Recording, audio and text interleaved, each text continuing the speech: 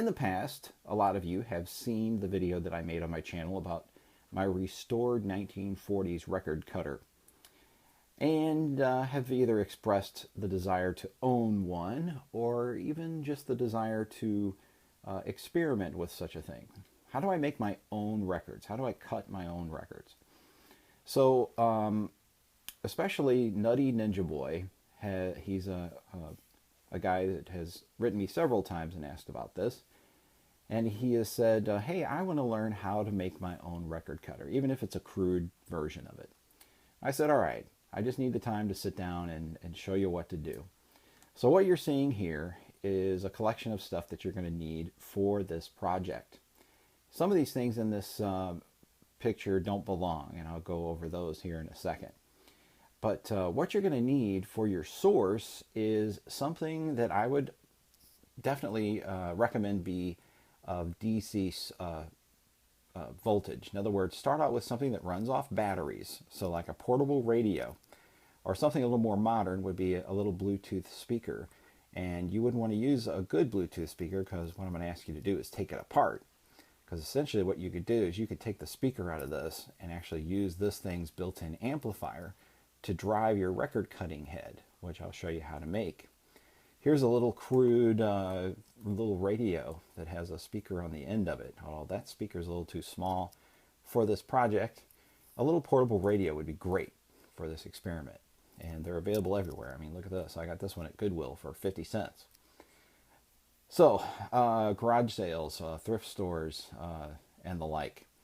And I have an idler wheel sitting here because for the record player itself, the one that you're going to be doing your cutting on, I'm going to recommend that it not be a belt-driven turntable, but it be an idler wheel-driven turntable. And if you don't know what the difference is or what yours is, you might have to pull your turntable off. But a lot of belt-driven turntables, unless they have a nice new tight belt on them, are going to have a hard time pulling the turntable with you adding weight to it of a needle and a speaker.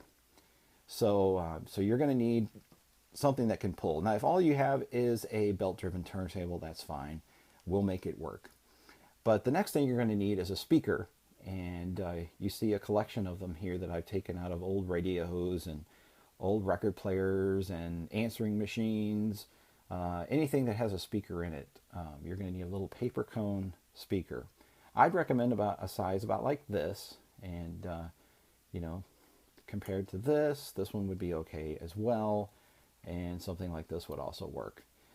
This one here is a little bit big for this project, and so you say, how big is that? Well, let's see. I think I have a tape measure here.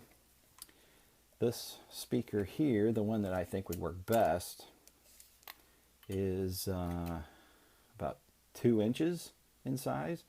This little guy here is about, well, it's about 1.5 inches. So I would not recommend this one. And look at there, it's magnetic, so it's sticking to my measuring tape. But this really big one here, the background here, get the speaker off. This guy right here, I mean, look at that. That's a 4-inch speaker. That's just way too big.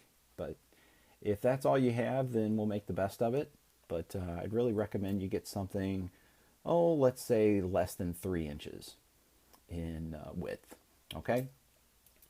So that's the speaker part of it. That's the part that's actually going to do the record cutting for you. And then you're going to need some super glue gel. Not the runny kind, but the gel kind. And I found this at a dollar store. Literally 2 of these little tubes for $1.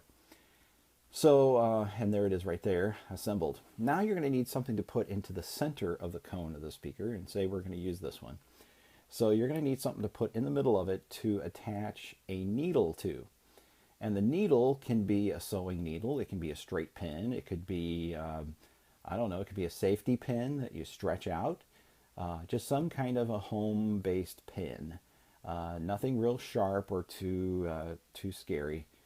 Just a little pin. And then what we're going to do is we're going to attach something like this. Now this is a volume knob off of a radio. This is a little foot. It's a rubber foot that came off of a turntable. This is a little plastic foot that came off of some kind of home appliance. And again, here's another old volume knob. And then I found this in my collection of junk, and this of course is a wire nut. And I'm thinking that the wire nut is actually going to be the best thing, because you want something that's going to be up above your speaker and give you plenty of room. So you could glue this wire nut on there, and then glue your noodle. Glue your noodle. Don't glue your noodle.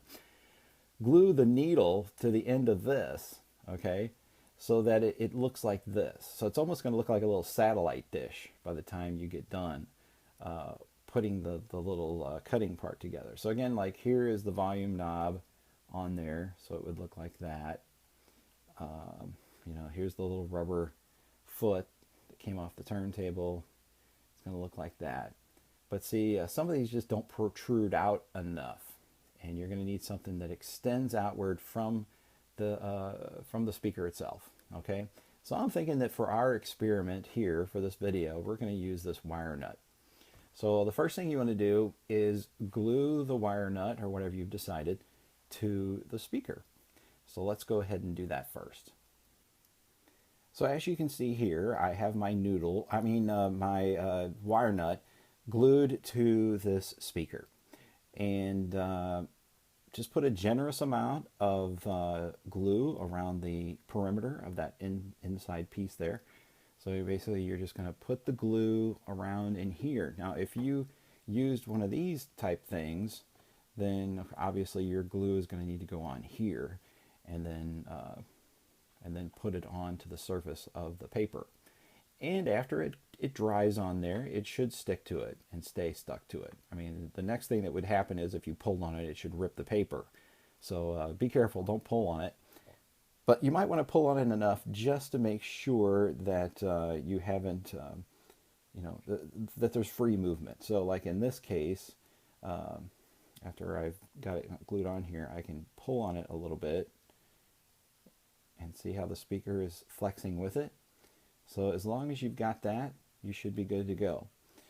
So this I let dry for about 6 minutes. I let it dry for about the first segment of this video till there was an edit, and it appears to be on there. You know, if you're really brave and you have the time, let it dry overnight, and that way you're not going to run into a lot of problems with it. Okay, so the next part is the needle, and the needle might be a little bit trickier. Now if you're using something that's made out of rubber, I mean, you can literally feed the needle through the rubber piece and maybe put a little glue on each hole that the needle has poked through. But with something like this being plastic, you know, you could take before you glue it on here, you could take a drill and, you know, a finely tipped drill bit, small fine drill bit, and drill a hole through it, and then you could put the needle through and glue it in. So it would look kind of like this, you know. In other words, when you drill straight through the wire nut or whatever you've got, so it goes straight across. And if you're really young, you may need to ask mom or dad to help you do that, so you don't drill a hole through your finger or your hand. All right, so let's do the needle part next. For mine, what I did is I cut the corner out of the end of the super glue package right there. You can see where I cut the corner out. And then what I did is I pushed it over the top of the end of the needle, and then super glued the paper to the top of the wire nut. Now what you want to do is make sure that that needle goes all the way across the top of that wire nut, versus having it just halfway over or on the edge. You don't want to do that. It needs to go all the way across so that it has plenty of stability. And in this case, I just kind of rigged up a heavy screwdriver to lay it on the top of there to hold it in place until everything dries. And then once it's dried, we're almost ready to cut our first record. So once you've gotten to this point, just make sure that your glue is thoroughly dried on the top. And another thing I just thought of, and maybe some of you, depending on which country you're in, it might be normal to have a cork like a cork that comes out of a wine bottle, or maybe just a local craft store. You could get a piece of cork that is in the shape of a cone, like this wire nut here. And then you could glue that cork piece to the speaker, and then just stick the needle through the cork. That might be another option as well. So here's the finished product with the needle glued on to the top of the wire nut. And then, just for safekeeping, I went ahead and soldered my connection from the audio amplifier to the back of the speaker. So our next step is, of course, to try and cut a record. Now notice here that the needle is protruding out just a little bit past the speaker itself. So with this sewing needle that I used, you're going to have maybe a half an inch of distance here to be able to hold this above the record. So here's the way we're going to do it. So you're going to need some kind of a surface to cut on, and in my case I'm using one of my plastic plates, solo plastic plates, so I can cut my first solo album on a solo plastic plate. That was a joke somebody told, not recently, which was funny. Okay, so whatever turntable you're going to use, I'm using the turntable that is on my record cutter. But notice I'm not using my record cutter, I'm going to use this guy. Now the next thing you're going to have to do is very steadily move your hand across the record as the signal comes through. Now if you're doing this at 33 RPM, it should be a lot more tolerable, a lot easier to do than at 78 RPM, which is what this is going to be spinning at once I start the turntable.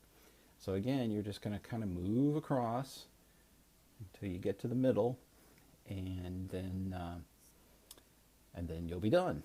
All right. So first, let's go ahead and get a signal to our speaker.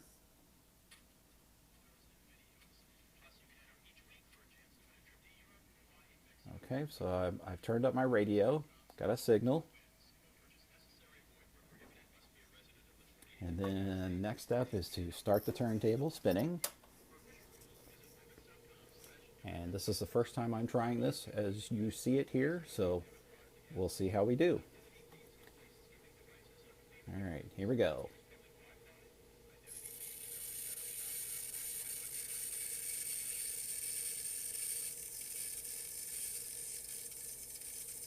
As you can hear, it's kind of making its own noise there. So I'm going to kind of bend the needle somewhat. Maybe do it a little bit more on its edge than straight up and down. Yeah, but then of course it doesn't cut as deep.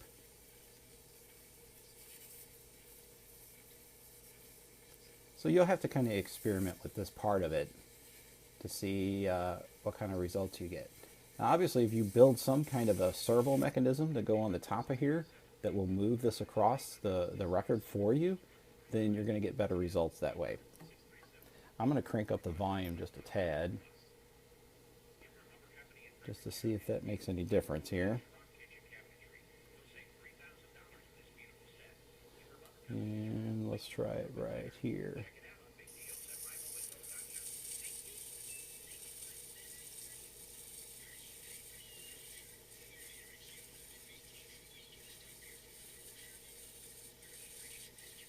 There's going to be a lot of noise in this recording just because I can hear the record itself making a scratching noise as it cuts into it.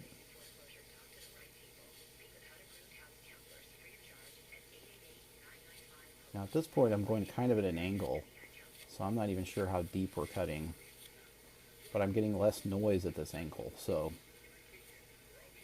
it may not even be deep enough for the record, the needle to read it, but we'll find out. Alright, so I've made it all the way into this little spindle here. Okay, so turn off the radio. And then we're going to switch it to phono. I'm going to pull my lavalier microphone out so that you can hear. Okay, so now let's go to phono and see what we get here.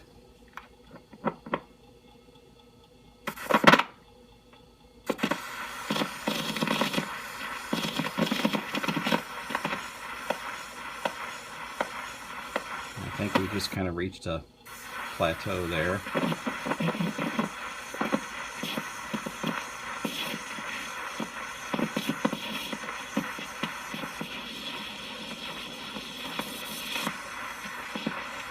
Well, so far we haven't gotten any sound.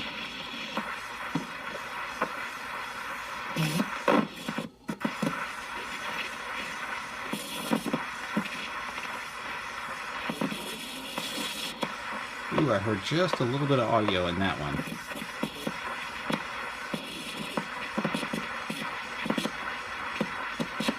Yeah, see, part of the problem is it's not cutting deep enough. Yeah, especially in this area here where you saw me turn it sideways. Yeah, the needle just can't hardly track that.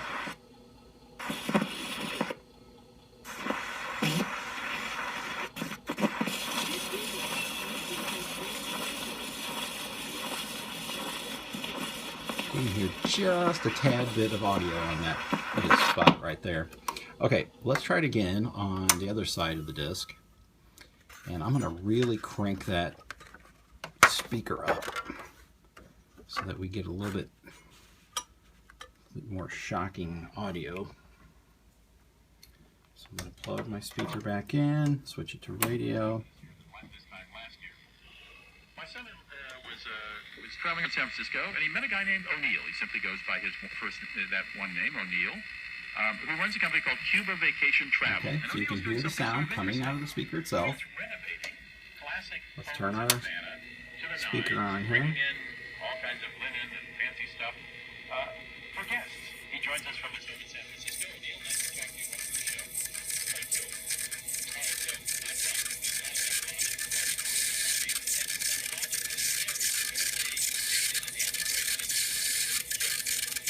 This is something that you will have to experiment with and get better at as you go along.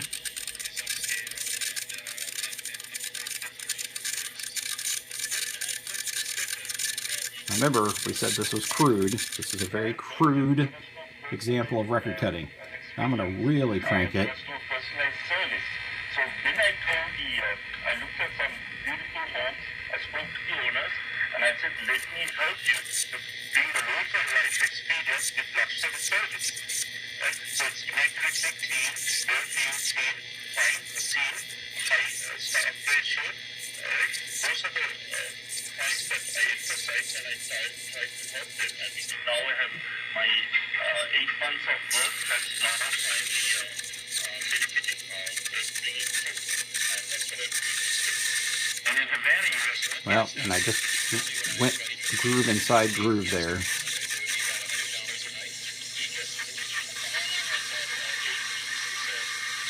Yeah. And a 5-star Okay, service. let's switch back to phono. Unplug my speaker.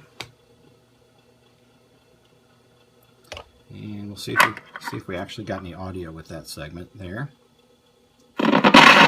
Whoops. Stay on the record.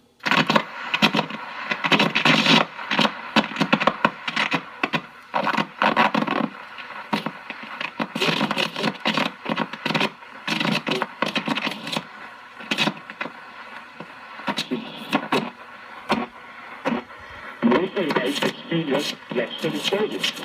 Right? Immaculately clean, well-maintained, fine cuisine, high staff. There we go. We got some audio that time.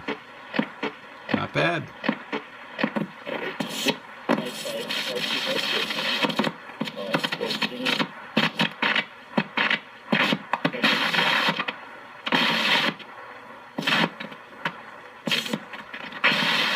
So I guess this was my best segment here, wherever I was, however I was holding it. Maintain, fine cuisine, high staff. Those are the points that I emphasize when I try to. All right. Well, that will end our experiment for today. So you can see it is doable, and you can do it with just a turntable and that little crude thing that we put together at the beginning as your cutting head. Well, I hope you enjoyed this video. Pass it along to a friend and subscribe to my channel.